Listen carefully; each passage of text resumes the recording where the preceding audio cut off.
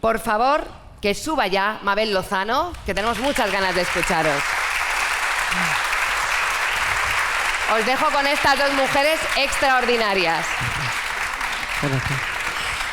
Bueno, yo creo que no hay nadie en el hemiciclo que no conozca a Mabel Lozano, ya sea por su activismo, por su cine, porque fue uno de los rostros más bellos y frecuentes de la televisión en los años 90. Fue uno de los rostros más bellos. Pero ya no está con esa frecuencia. Lo sigue siendo, por supuesto, y por dentro más. Pero ya no estás en la tele con esa frecuencia, ahora estás detrás de la cámara, has cambiado el foco. Ahora eres tú la que observa, no eres la observada. Hace 20 años, sí. Déjame que dé las gracias a César, a Dolores. Muchas gracias por permitirnos entrar en ese sueño vuestro desde hace 4 años y dejarnos esa nube para que sigamos vuestra estela. Enhorabuena y muchísimas gracias. Gracias. Bueno, Mabel, tenemos la suerte de que esté aquí en este castillo con nosotros. Es una de las mayores expertas en trata del mundo, lo dice Naciones Unidas, no lo decimos solo nosotros por la admiración que le tenemos. Os decía que la recordaréis también en la tele por ladrones, los ladrones van a la oficina, por Noche de Fiesta, por acompañarnos en algunas nocheviejas. Fue modelo en Tokio, en Milán, en París, y hace años se puso detrás de la cámara para denunciar la trata de personas humanas, los abusos, las desigualdades y las injusticias que viven las mujeres prostituidas. Ha estado nominada en 4 ocasiones a los premios Goya, los ha ganado 2 veces, la última hace unos meses aquí en Valladolid. Te trae suerte este lugar, con ABBA. O sea, acabo de ganar un Goya en Valladolid y la segunda vez que vengo a Valladolid me traéis a un castillo. ¿A un castillo? Ya no vengo más. Esto ya es difícil de superar, perdonadme. Es difícil de mejorar. Muy difícil. Ha hecho varias series, ha escrito 2 libros y estará escribiendo su primera novela, después nos contará. Y la Academia de Cine, el Festival de Cine de Málaga han premiado su compromiso, su trabajo. Tiene también distinciones de la ONG de Oxfam, de Amnistía Internacional, la Cruz al Mérito, a la Policía Nacional. De hecho, imparte cursos y ella les forma para combatir el delito de la trata. No sé si todo esto, que es un mini resumen de todo lo que es Mabel Lozano, te lo imaginabas cuando hacías magdalenas con tu madre en Villalonga de la Sagra. Ay, oye, qué bien. Bueno, esto es hacer muy bien los deberes, que esto ya, yo ya no estoy acostumbrada a que nadie haga tan bien los deberes que hable de esas magdalenas. Hija de familia numerosa, éramos 6 hermanos, mi madre trabajaba fuera de casa, mis abuelos vivían en casa, yo no tenía mamá, entonces el momento de hacer magdalenas en el horno de leña de Elena era el momento que mi madre era mía. Y entonces yo aprovechaba, pero también me ponía morada las magdalenas. No he comido nunca más magdalenas, las odio. O sea, me puse morada de aquellas magdalenas. Pero fíjate, cuando tú hablas, yo cuando hice la maleta en este pequeño pueblo de Toledo, que se llama Villalonga, para ir a Madrid, pensé que Madrid era mi destino. Madrid era mi destino, la ciudad. Podía estudiar, ir a las discotecas, al cine, todas esas cosas que no podía hacer en un pueblo tan pequeño. Lo que no sabía es que mi destino tenía rostro de mujer. Tenía el rostro de una mujer muy joven, rusa, que se llamaba Irina. Porque los destinos no son los lugares, a pesar de que este es un lugar bellísimo. Los destinos son las formas diferentes de ver la vida. Y aquí esa joven rusa pues me puso detrás de la cámara, es verdad, detrás de la cámara hace 20 años. Y tú dices, me encanta porque mi hijo un día escuchó lo de modelo y me miró y me dijo, mamá, tienes 300 años, ¿de qué eres modelo? De verdad, es que ya no, fui modelo en otra vida. Porque claro, mi hijo cuando lo escucho me miró y me dijo, a ver, ¿cómo es esto, señora? Entonces, en otra vida fui modelo, starlete de televisión, hace 20 años, esa joven rusa que quería lo mismo que yo quería en ese momento, ser feliz. Ser feliz, tener una oportunidad, tener acceso a la educación, a la cultura maravillosa. Y aquella joven no podía. Y de una patada me puso detrás de la cámara hace 20 años, que claro, tú ahora hablas de Goya, pero no sabes lo difícil que fue ponerse detrás de una cámara una starlete de José Luis Moreno hablando de trata sexual. ¿Quién? La que es puta es porque quiere. Perdonadme, ¿lo habéis oído? Hace 20 años nadie hablaba de trata sexual. ¿Qué era la trata sexual? No era ni delito hasta hace 15. 14. En el 2010 la trata sexual está en el Código Penal. Por tanto, quiere decir que yo era una starleta de José Luis Moreno que me había bajado el tacón y estaba diciendo que detrás de esas luces de neón que hemos visto de toda la vida, si cogemos un coche desde Valladolid a Málaga, hay 56 burdeles. Muchos de ellos no los encontramos en la carretera. Entonces lo hemos normalizado y pensar que en esos burdeles había mujeres que estaban siendo arrancadas de sus comunidades, explotadas, violadas, vejadas. Todo el mundo me decía, ¿pero qué dice esta mujer? Y lo presenté a los Goya, ese primer documental. Hice un documental con mi dinero, por cierto, que se llamaba Voces contra la trata de mujeres. Engañé a un montón de amigos. ¿Quién quería producir un tema así? Nadie. En 2005. Y 4. En el 2005 cuando lo hice. Pero es genial porque ese documental viene en internet del 2007. Es porque en el 2005 no lo vio ni mi madre. Nadie. Nadie. ¿Quién quería saber eso? Hablábamos de esclavitud sexual, porque hoy vamos a hablar de la sexualidad, pero vamos a hablar de la sexualidad consentida y no consentida, con sentido y sin sentido. Entonces, bueno, pues aquello fue un principio. También es verdad que era un documental muy malo, malísimo, porque yo tenía lo que tengo, pasión, curiosidad por la vida, pero me faltaban las herramientas. Fui muy osada, porque quería contarlo y me contagié de su dolor. Reuniste el testimonio de 12 mujeres que te cuentan en primera persona lo que han vivido. Que lloraban y era todo tan durísimo. Yo me contagiaba de su dolor y era un documental que no dejaba pozo. Yo creo que también este escenario es un escenario para crear un pensamiento crítico, para que dialoguemos, para crear ese pensamiento crítico, un foro de debate. Y ese documental lo que te daba era una pena increíble. Pobrecitas, pobrecitas, créanme, el pobrecita es un sentimiento que no llega a ningún sitio, no te atrapa, no te moviliza, no hace activismo. Pero claro, era mi falta de herramientas y yo encima lo presenté a los Goya, nadie se acuerda de ese documental, pero si no me lo vio ni mi madre. Mi madre me dice, no me lo enseñaste, yo por ti hubiera sido fiel y lo hubiera visto. Digo, que no lo vistes, que no te interesó. Pero era un tema tabú. Bueno, es que la sexualidad es tabú. La sexualidad y la sexualidad de mujeres, vamos, ya ni siquiera es tabú, está entre visillos, es increíble.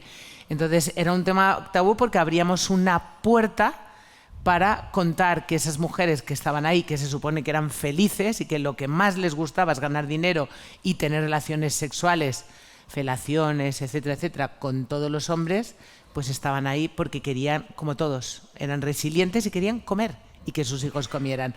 No funcionó, pero tampoco funcionó porque, os digo, también los escritores, todo el mundo tiene que aprender las herramientas. Luego hay un tema que se llama talento, pero evidentemente las herramientas hay que conocerlas y yo no la conocía, pero me lo he currado. Te pusiste a ello y de hecho aprendiste algo con Berlanga, porque creo que insististe hasta que conseguiste trabajar con él. ¿Quién te lo ha dicho, María, por favor? ¿Quién te ha contado eso? Pues eso no lo debe saber nadie. Eso no se dice. Bueno, a mí me encanta Berlanga. Americano, me encanta Berlanga, soy una fan de Berlanga. Entonces era el momento que yo estaba terminando, estaba en el mundo como actriz todavía y me dijeron que Berlanga ya era su última película. Dije, ¿pero cómo? Que se va a retirar sin haber trabajado yo con Berlanga. Entonces fui a verle y me miró y me dijo, no, ¿tú has visto alguna mujer como tú en mis películas? Y yo tampoco tenía muy claro qué decía una mujer como tú. Y yo, ¿como yo de qué? Alta, guapa, no encajas a mis películas, no. Pero yo como soy una cabezota, volví al día siguiente y al otro, y estaba haciendo la serie de Blasco Ibáñez y escribió para mí el personaje de Mata Hari. Y yo estaba muy agradecida, pero se vengó. Me tuvo, es verdad, que 2 meses con un florete y una espada ensayando, pero luego me fusilaron, me pegaron, me apalearon, tal. Dije, pues si lo sé, no vengo. Y luego hizo otra película antes de retirarse, que era París Tumbuctú, y me llamó directamente él y me dijo, ¿hablas francés? Y le dije, mais bien sûr, super, je parle français. Y me contrató. Y me pasé toda la película a su lado, mirándolo. Y todo el mundo me decía, ¿qué haces? Yo solo quería ver cómo dirigía.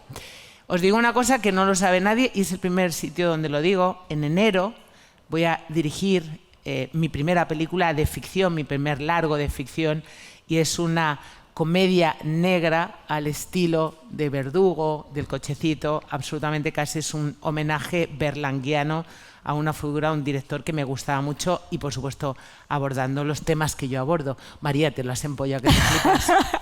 Es que hay mucho que rascar. Es que ¿Qué más de vas a Mabel decir? Lozano. Ay, Dios mío, qué miedo. Ha sido muy breve. ¡Qué miedo! Oye, tú cuando hablábamos lo de hacer magdalenas, ¿no? O sea, en tu infancia en el pueblo, ¿soñabas con ser cineasta? ¿Te gustaba mucho ir al cine? No, soñaba con irme de mi pueblo. Lo siento. Seguro que me están viendo de mi pueblo, luego me tiran piedras. Pero vuelves, ahora vuelves. No. Soñaba con ir de mi pueblo porque en mi pueblo, primero yo medía 1,80 y cuando me ponía en la fila del cine veía hasta la taquillera. Entonces me decían, tú no vas a encontrar novio, claro, es que el siguiente más alto era mi hermano. No. Porque claro, una mujer en esa época si no encuentra novio... pero sobre todo también, bueno, no sé, es que yo he tenido mucha curiosidad por la vida desde que he nacido, muchísima curiosidad. Yo necesitaba cines, necesitaba muchas cosas. Entonces mi pueblo es un sitio maravilloso de gente extraordinaria, que les amo, les quiero, y he sido este año pregonera, tengo una plaza a mi nombre, y no estoy muerta, ni me voy a morir. Dolores, me han puesto una plaza y no dije yo eso, a ver si me da malfario, me voy a morir. No, me pusieron la plaza y dije gracias, ya está. Y entonces les amo, pero es verdad que yo tenía mucha curiosidad y cuando me preguntaban, ¿tú qué quieres ser de mayor? Yo decía, irme de mi pueblo.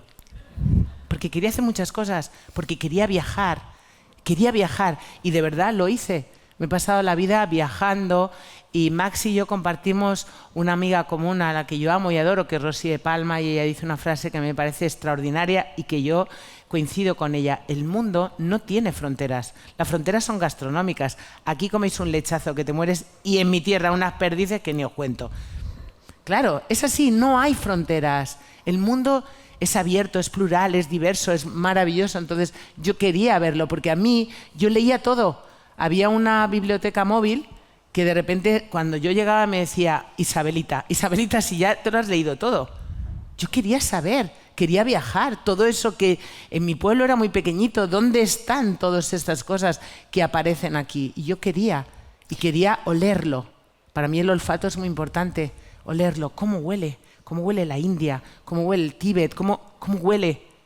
Aquí huele maravilloso. Oye, ¿y cómo es la primera vez que tienes ese contacto con esa persona, con Irina, que es la que te cambia un poco esta segunda vida, ¿no? Que hablábamos de los dos, el camino y el destino, hasta que llegas a este destino? ¿Cómo es esa sensación, la primera vez que hablas con ella? ¿Es por un proyecto que colaboráis, creo, no, benéfico? Mira, como yo era una starlet de televisión, el día 25 de noviembre, no sé ahora, antes en la Puerta del Sol se leía un manifiesto contra la violencia de género y como yo era un starlete me llamaron para ser parte de la lectura de esa violencia de género. Y me tocó al lado una señora extraordinaria que salimos en un receso y me hablaba de fútbol. Y luego me enteré que era monja. Y dije, joder, pues qué total. Y era del Madrid y yo del Atleti. Eso no me gustó tanto. Pero me habló del proyecto Esperanza. Me habló de trata.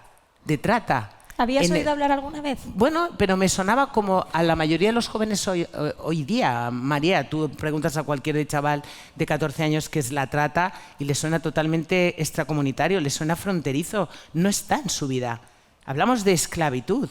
Trata es esclavitud sexual cuando hablamos de trata sexual.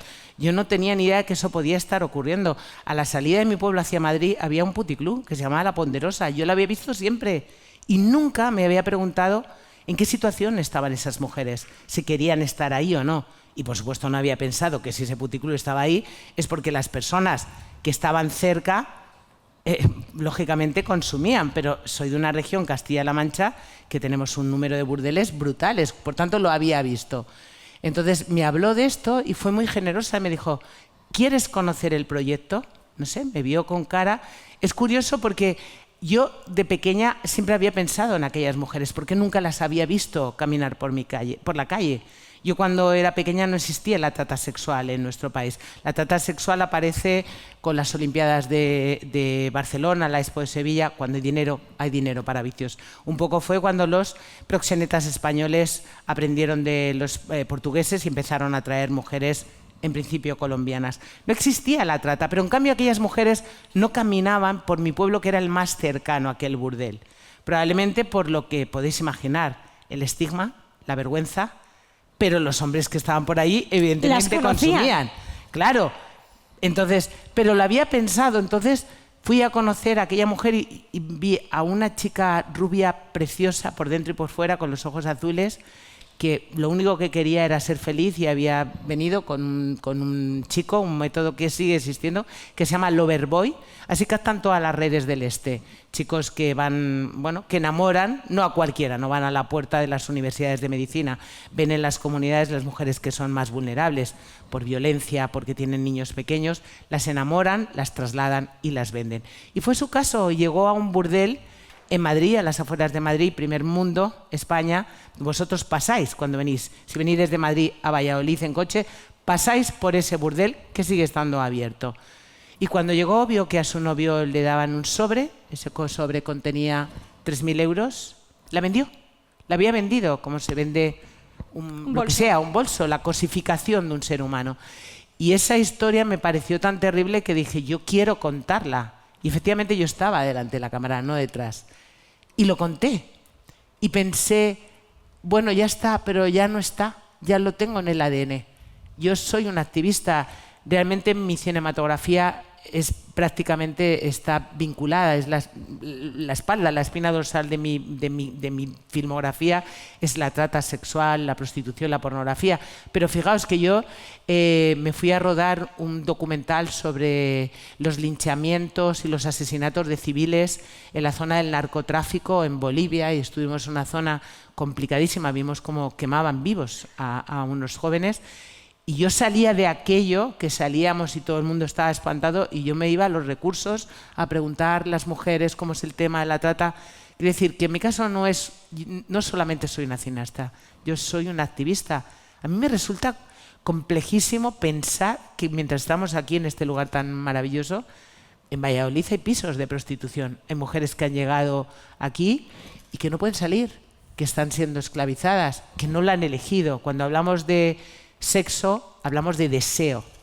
No hay ningún deseo en una mujer prostituida. Hay poder. Hay poder.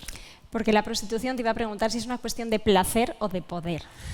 No, es que el sexo va de placer. ¿Pero la prostitución va de poder. Te he comprado y vas a hacer lo que a mí me dé la gana y punto. Hasta el caso de los índices de mujeres prostituidas asesinadas mayoritariamente son por hombres que las han comprado y terminan asesinándolas. Es decir, hasta ahí llega el poder. Sobre todo porque cuando hablamos de la sexualidad, hablamos del deseo compartido. Tú quieres y yo quiero. Desde una relación en democracia. Aunque María, tú y yo nos metamos ahí y luego nos matemos, da igual, pero lo hemos pactado y nos deseamos.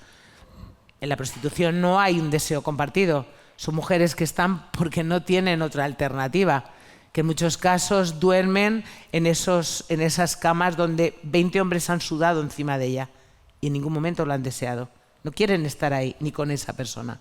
Hablamos de un término que ya está acuñado por Naciones Unidas, que es la esclavitud sexual. Y es verdad que yo hace tiempo, por ejemplo este año, había decidido hacer un documental sobre croquetas, de verdad. La antropología de la croqueta. Quería parar, porque también te contaminas del dolor. Y yo no quiero hacer pornografía del dolor, nunca. Soy una humanista, soy una mujer de derechos humanos. Entonces me contagio. Y María me decía, anda Mabel, que cómo empezaste pornoexplotación. El semen me entró por la boca y por la nariz. Me atraganté. Y le dije, María, estaba con un cáncer y estaba en plena radioterapia escribiendo eso. Y acababa de escuchar la historia de esa chica rusa que todavía estaba amenazada por la red. Aina. Y tenía tal enfado de que eso sucediera, de que esa chica fue captada y que había sido extorsionada por un señor que estaba en la cárcel, en la calle, en un piso de Madrid, cómo la violaban, cómo la violentaban, que yo me sentía tan mal que lo escribí y mi editor, que es un tío estupendo, me lo permitió. Ahora, Una vez que superas la arcada de las 2 primeras páginas, y ya te recomiendo leerlo. Sí. Porque bueno, también no podéis saltar saltar las 2 primeras páginas. Luego, fijaos qué suerte he tenido, que yo soy una tía súper... Yo es que he nacido, os juro, en una marmita, pero una tía más suertuda del mundo. O sea, viene una pedazo de productora y compra el libro Pornoexplotación para hacer una serie. Y me llaman y me dicen, queremos que la dirijas tú y que escribas el guión. Toma. Como para decir esto de, no, el autor no está de acuerdo con la directora. He tenido la suerte de poder dirigir y Una escribir serie de tu libro. la serie Pornoexplotación, que la tenéis gratis en RTV Play. El libro es maravilloso si tienes hijos adolescentes, sobre todo. A ver, no hablamos de sexualidad en nuestros hijos. No hablamos a nadie, es decir, yo se lo explico a los chavales. Yo vine en una cigüeña y tal, como casi todos vosotros, vinisteis en cigüeña. Mi madre me dijo, encima eres muy gorda y muy grande. Y yo siempre decía, pobrecitas cigüeñas, ¿quién me trajo? Pero hace justo una semana estaba en Las Palmas, en un instituto de secundaria, y un chaval me decía, con 14 años, más alto que yo y con unas rastas hasta aquí. Mi madre me decía que mi padre le había puesto una semillita en el ombligo, por eso había nacido yo. Lo decía con ternura, pero esta es la realidad. No hablamos a nuestros hijos e hijas de sexualidad. No les hablamos ni a su demanda. ¿Cómo se llama lo mío? Conchita, y los de tu hermano Pitilín. ¿Perdón? Vulva, pene. Claro, es que ni a demanda de nuestros hijos. Por tanto, tenemos un problema que si nosotros no somos los referentes de nuestros hijos e hijas en materia de sexualidad, que no lo somos, pues evidentemente la pornografía está a golpe de clic. Desde los 9 años los chavales están consumiendo una pornografía muy dura, muy agresiva, muy adictiva, porque esto además no va de moral. Siempre al principio cuando yo hablaba de esto me decía, ay, claro, los que sois de derechas y católicos, digo, yo di que soy de Toledo, aciertas alguna, ¿no? Esto no va ni de moralidad, ni va de sexualidad, importante, transversal al ser humano. Fijaos que todos hemos nacido gracias a la sexualidad, pero hablamos de nuestros hijos de deporte, de música, pero nunca de algo tan importante como la sexualidad. Por tanto, la pornografía ha ocupado ese espacio, y fijaos que desde el 2010 más de 200 manadas han sido judicializadas, las últimas de chavales de 12 y 14 años. Preguntaros, como dice Alejandro Villena. ¿Por qué un chico de 12 años tiene ganas de violar a una chica de su edad? ¿Dónde lo ha visto? ¿Dónde lo ha aprendido?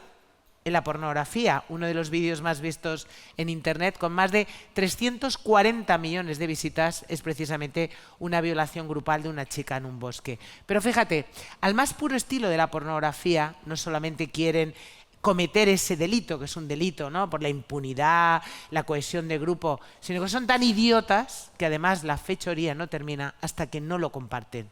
Lo hemos visto con las fotos de las chicas de Almendralejo, los vemos con todas las manadas. Entonces, hay un problema, que no tenemos educación sexual en los entornos familiares, ni siquiera a demanda de nuestros hijos e hijas les contestamos, y tampoco lo hay en los centros escolares. Tiene que ver con un poco, pues, los directores y directoras, porque también hay mucha gente que dice, no, yo no quiero que a mi hijo le hablen de esto, a ver si le... Sí, hombre, le vamos a hablar de sexualidad y a ver si le vamos a hacer, ¿qué? ¿Gay, lesbiana o qué? ¿Cómo es esto? Es decir, seguimos teniendo mucho tabú y muchos prejuicios y mucho pudor. Fijaos, yo acabo de hacer un corto en animación que se llama Lola, Lolita, Lolaza, que he contado en primera persona mi viaje con un cáncer garbanzo en mi Lola izquierda. Y lo he contado con humor y con amor. Es decir, pues si de esto no te mueres, pues con el humor no cura, pero ayuda mucho, ¿no? Y he hablado de sequedad vaginal. Bueno, por favor, nadie habla de estas cosas. La vagina, el tal. Es decir, es que son palabras que no se escuchan. Dicen, pero, por favor, ¿en qué mundo vivimos? Y es importante hablar de una manera sencilla, normal, de la sexualidad como parte de uno de los grandes placeres imprescindibles de la vida, para que efectivamente no veamos las cosas que estamos viendo. Me encuentro con madres que dicen, yo entré a la habitación de mi hijo y le vi viendo una película porno, que estaban haciendo unas cosas, y me lié a pegarle puñetazos y palizas.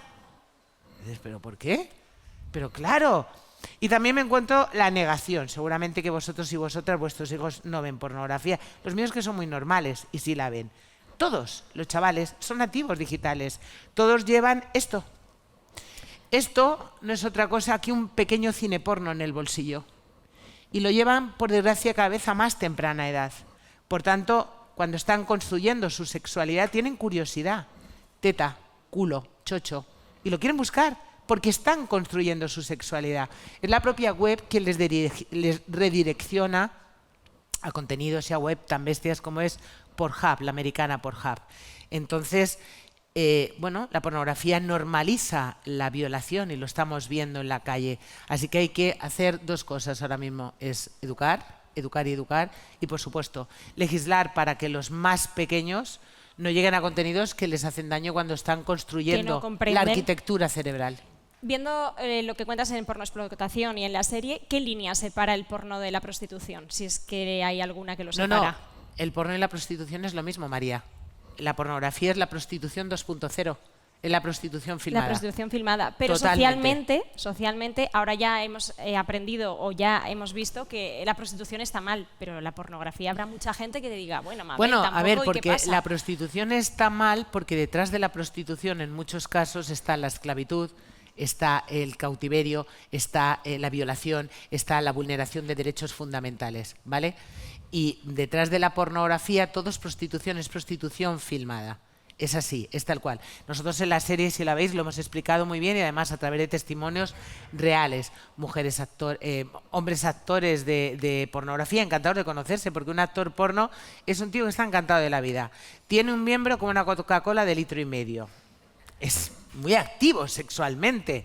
Claro, está con unas tipas increíbles. Entonces los actores lo único que hablan es de una industria que efectivamente los contratos no son tal, no hay alta seguridad social, que los contratos son a perpetuidad de su imagen, pero cabe pensar que si todo eso fuera idóneo no se irían.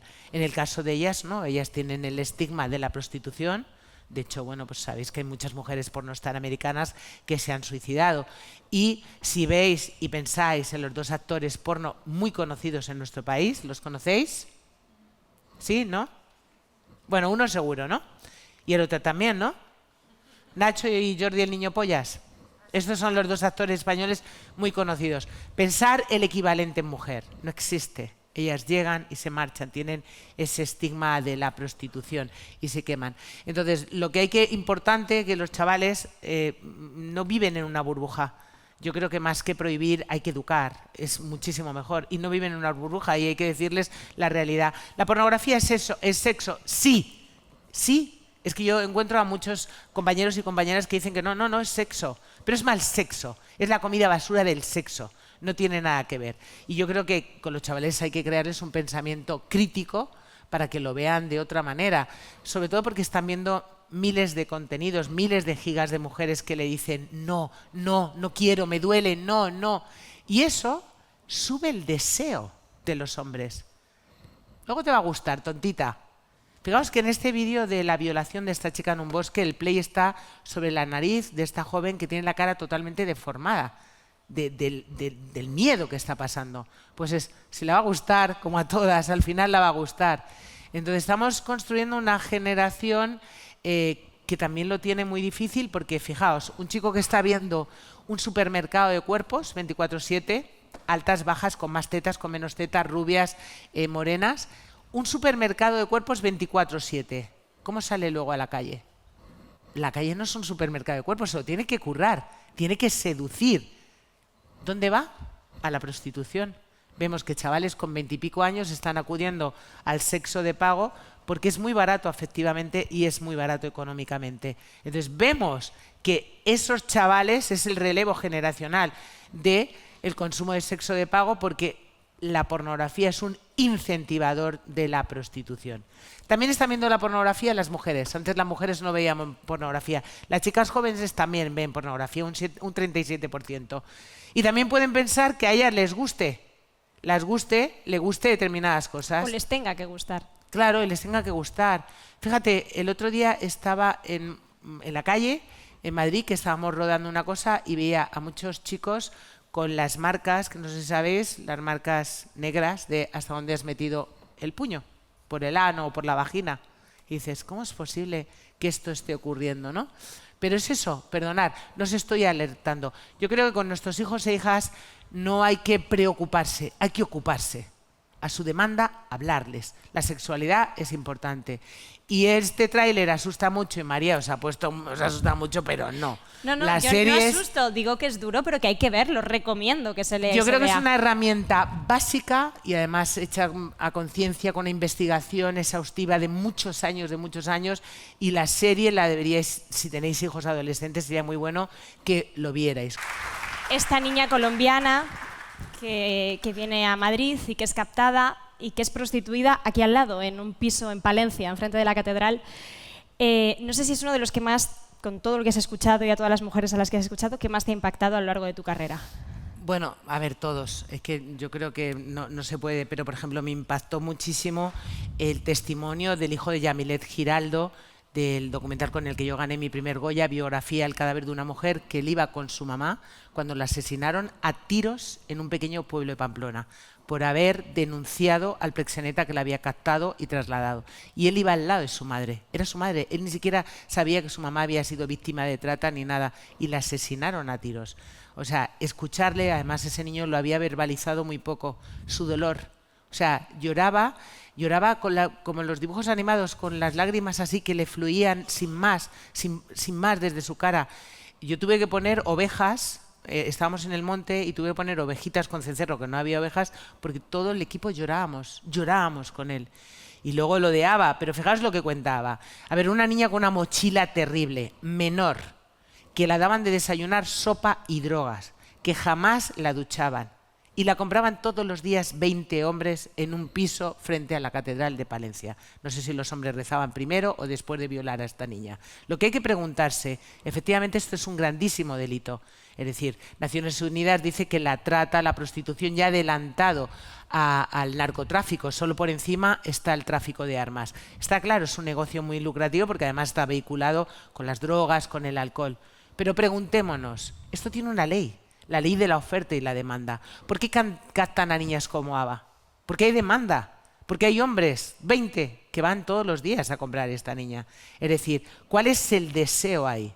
Y tenemos que preguntarnos, ¿vosotros de verdad creéis que las mujeres somos asexuales? ¿Somos seres asexuales? No, en absoluto. Pero tenemos que pensar qué ocurre con los hombres que además es un porcentaje minoritario con respecto al resto. Hay una estadística que no es mía, que dice que un 38% de hombres españoles reconocen consumir sexo de pago. 8 millones y medio. Reconocen, eso será un poco la punta del iceberg. Pero bueno, pongamos un 40%. Son menos. Pero yo me pregunto, ¿dónde estáis el resto? Tenéis que estar, tenéis que practicar ese activismo. Es decir, ¿cómo es posible que a esta niña que era menor, que la drogaban todas las mañanas, que no se duchaba, que tenía una discapacidad, la compraban todos los días 20 hombres?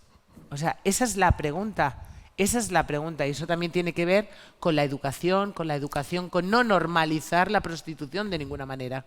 Porque escuchábamos antes a una especialista de las fuerzas de seguridad diciendo que cualquier mujer puede ser víctima de trata, cualquier mujer que además tenga una situación vulnerable o de pobreza, pero ¿hay algún perfil de putero? Bueno, fíjate, cuando yo empecé hace 20 años había un perfil, y de hecho había un estudio que era un perfil de un hombre de mediana edad, o sea, de mi edad, un hombre de mediana edad, con hijos, casado, etcétera. Hoy no se podría hacer ese estudio porque hoy hay muchos perfiles. Se han incorporado los chavales jóvenes por el tema de la pornografía. Es decir, la pornografía es un incentivador de la prostitución y porque la prostitución es muy barata y porque lo que estoy viendo en la pornografía, a mí igual, no me atrevo a pedírselo. Hay determinadas prácticas que estoy viendo que a mi chica no me atrevo, es que no me atrevo a pedirle, por tanto salgo a la calle y fijaos, cuando hablas con mujeres prostituidas te dicen que cuando llegan a los burdeles los chavales jóvenes no quieren ninguna. Podríamos pensar, bueno, les molan mucho más los chicos que los... No, los chicos jóvenes no les molan porque quieren hacer lo que están viendo en la pornografía. Piden eso, lo que están viendo en la pornografía.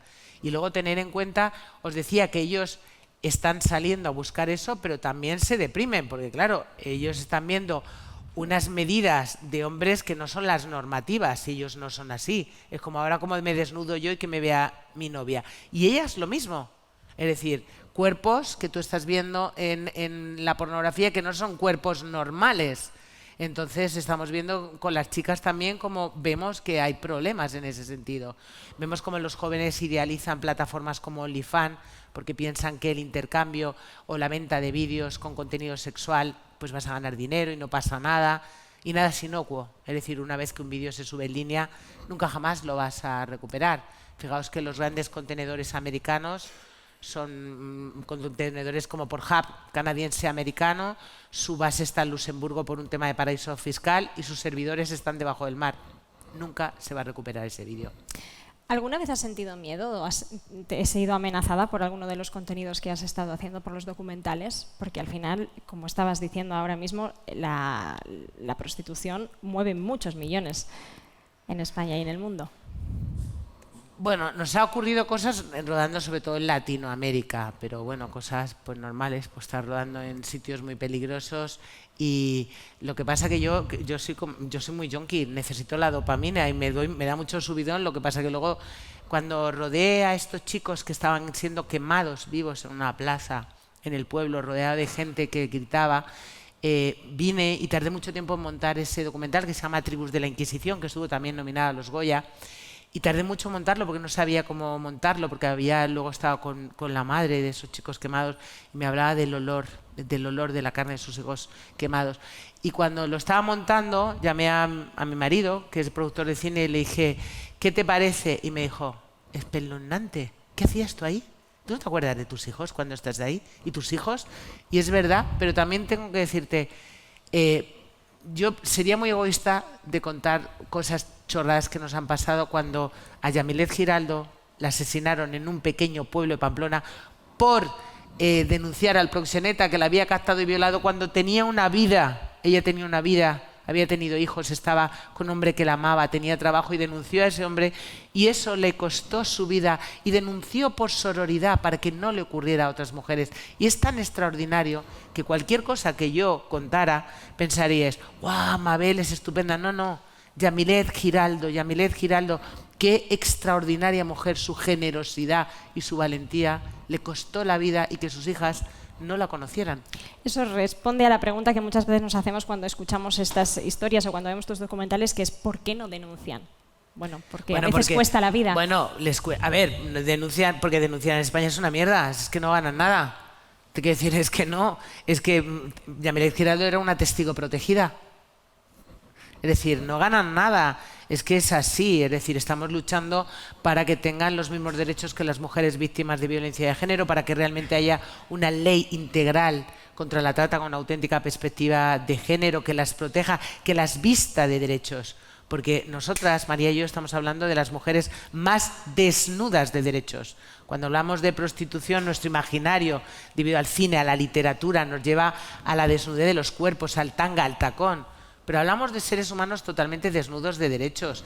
Y entonces, pues efectivamente, aquí lo más importante es vestirlas, dotarlas de alternativas para que puedan salir, castigar a los malos. Hemos tenido una ley que al final no salió adelante, que es que, no sé si sabéis que no todas las caras del proxenetismo están condenadas por ley. El proxenetismo consentido no está. Consiento en darte el dinero por el miedo, por las amenazas. Tienen miedo, no ganan nada y luego tienen una cosa que se llama síndrome de indefensión aprendida, cuando te han machacado tanto. Las mujeres en entorno de prostitución, hemos hecho un estudio ahora y hemos visto que un porcentaje mayoritario de ellas vienen de entornos de abusos sexuales en su infancia. Casi todas. Vienen de entornos de muchísima violencia y de muchísimos abusos sexuales. Tener en cuenta que la segunda nacionalidad de mujeres víctimas de trata en nuestro país son mujeres paraguayas, donde los derechos sexuales y reproductivos no existen. Vemos a niñas con 12 y 13 años embarazadas producto de violaciones de sus padres, de sus hermanos, y se las obliga a tener esos niños. Nada hace más vulnerable. Por tanto, estamos hablando de una sexualidad no consentida, que eso es muy importante. Eso es una sexualidad no consentida. Por eso cuando vamos a un club, a un piso, que es lo que llamamos prostitución escondida, vamos a, pues eso, a practicar una sexualidad no consentida. Yo quería preguntar cuánto se sabe y cuánto no se sabe de la explotación sexual de hombres. De la explotación sexual de hombres. Sí. Mira, la explotación sexual de hombres. En los 20 años que yo llevo trabajando contra la trata, solo en España hemos detectado una red que captó a chavalitos muy jóvenes en Colombia, que eran todos colombianos menos unos argentinos, y se los trajo a España y los prostituyó en pisos de Cádiz. Prostitución de hombres para hombres, no te olvides, ¿eh? La prostitución de mujeres es para hombres y de hombres para hombres. Estos chicos eran víctimas de trata, habían sido captados por su vulnerabilidad, engañados, para decir que iban a jugar en categorías inferiores de equipos de fútbol en España. Lo tienes en la prensa. Una red. Quiere decir, el porcentaje de hombres víctimas de trata es muy inferior. Y luego, la prostitución de hombres no sufre ni la mitad de la violencia que las mujeres, porque los hombres tratan a su igual mucho mejor que a la inferior, que es la mujer. Esa es la realidad. No sé si el blanqueamiento social de los demandantes de sexo de pago es uno de los problemas mayores para combatir la prostitución, más allá de otros muchos. Bueno, yo creo que lo importante que tenía el proxeneta es poner voz al victimario. Siempre hablamos de las víctimas y hablamos en tercera persona, cómo las captan, cómo las transportan, cómo las violan. Así estamos escuchando la voz del victimario, de los malos, de los amos de la prostitución y la trata. Entonces tenemos que señalarles a ellos y la complicidad con el que realmente ellos no podrían vender si no van esos hombres a comprarlo. Pero él hablaba y les despreciaba totalmente, porque de repente decía, es que vienen señores mayores como la trama de Murcia pidiendo niñas, y él mismo los despreciaba, y son iguales.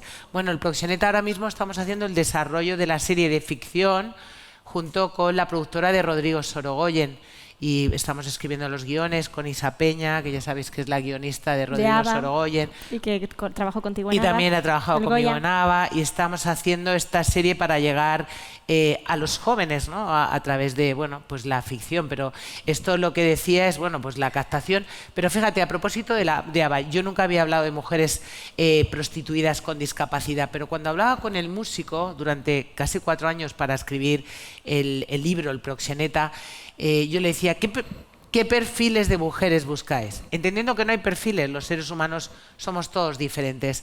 Pero él me decía, bueno, nosotros las buscamos, esas que les falta una cocción, esas que les falta un hervor, ¿a que lo habéis escuchado? Pues en muchos casos hablaba de mujeres con discapacidades intelectuales.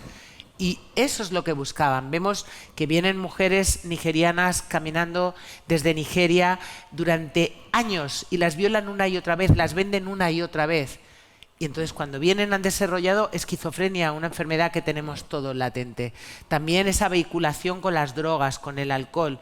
Las mujeres salen muy dañadas y muchas de ellas ya venían como Ava de sus entornos de origen, de sus lugares de origen, a veces, ¿no? Con mucha violencia, y eso hace que esa arquitectura del cerebro cuando eres niño y en lugar de tener alimentación y amor y tienes palizas, pues no se ha desarrollado el cerebro. Esto ha existido siempre, pero de lo que no se habla no existe. Por eso es tan importante lugares como este, foros de debate, porque efectivamente a través del arte, la literatura, la cultura en general, ¿no? El cine, podemos llegar a la ciudadanía y hacer estos foros, estos encuentros de debate.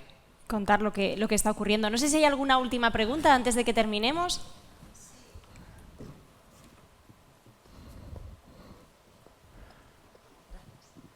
Sí, quería, bueno, como estás diciendo, si la cultura es un motor que cambia la sociedad, y bueno, hay que agradecerte tu contribución, sin duda, en estos 20 años, ¿dirías que aprecias una desaceleración en la demanda? No. Al contrario, no. Ni mínimamente. No, porque fíjate, están sucediendo cosas. Los movimientos migratorios del siglo XXI tienen rostro de mujer. Los anteriores siglos, los movimientos migratorios los iniciaban los hombres y las mujeres eran parte de ese proceso.